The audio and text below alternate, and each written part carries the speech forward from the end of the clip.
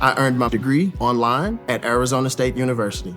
I chose to get my degree at ASU because I knew that I'd get a quality education, they were recognized for excellence, and that I would be prepared for the workforce upon graduating.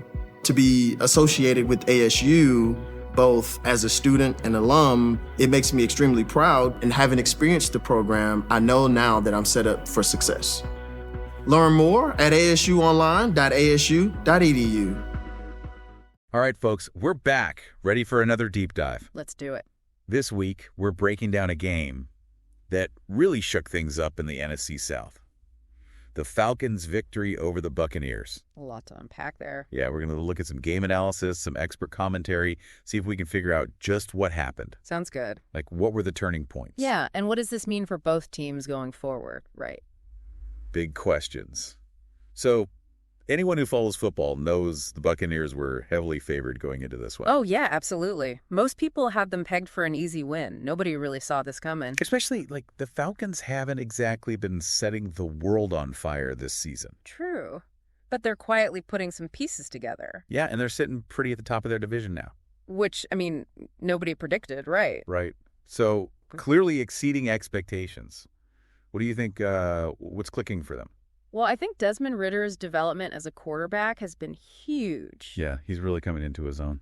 In this game especially, his ability to extend plays was impressive. And I don't just mean scrambling. He was keeping his eyes downfield, buying time for receivers to get open. He wasn't panicking under pressure.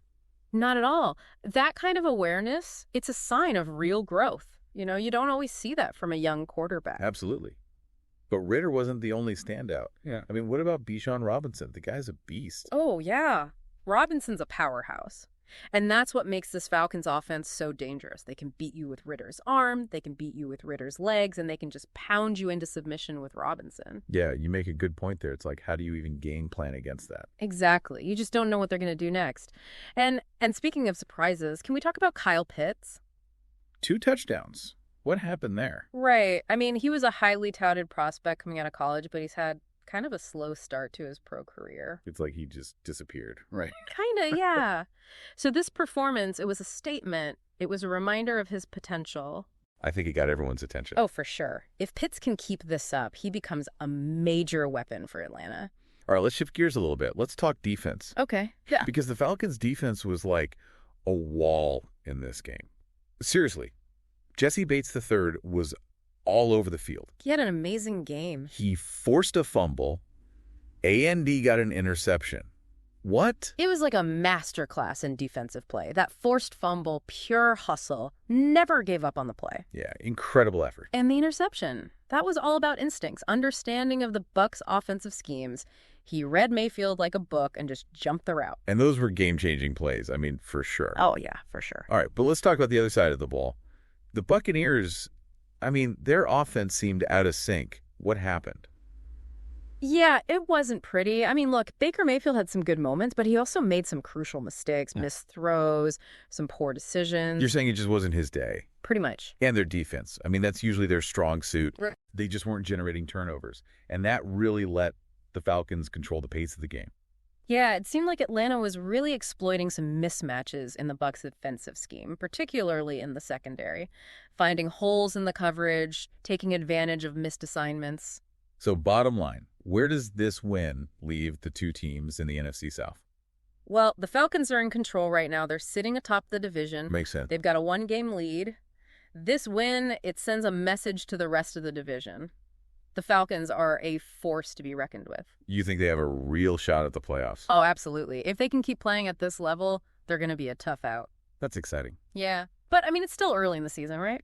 Anything can happen. Always does. The Bucs, though, they need to figure some things out. They need to get their offense back on track, or a playoff spot is looking pretty far off. No question. So, to recap, the Falcons won because of a balanced offense, suffocating defense, and key players stepping up when it mattered most. The Buccaneers, well, they've got some work to do. They do. So as you watch the rest of the season unfold, here's something to think about. Can the Buccaneers make the necessary adjustments to close the gap with the Falcons? Will the Falcons be able to maintain this momentum? So many questions. I know, right? This divisional race, It's going to be one to watch. It's going to be a wild ride. Thanks for breaking it all down. Me too. And for all you listeners out there, keep those helmets strapped on. We'll be back next week with another deep dive. Today is your lucky day. Today is the day that our $3 website works for you, paying you directly to your PayPal daily. Imagine $3 ongoing continuous payments to your PayPal account. Imagine falling asleep and waking up to $300 in your PayPal account. How would this make you feel? How could this help you? What bills could you pay? What kind of fun could you have? What does that retirement look like now? All for a one-time payment of $3. This website is DFY done for you, fully built and completely hosted, and never stops collecting payments for you. You have spent $3 on coffee on a regular, but that coffee won't help you create multiple streams of income. Click the link below.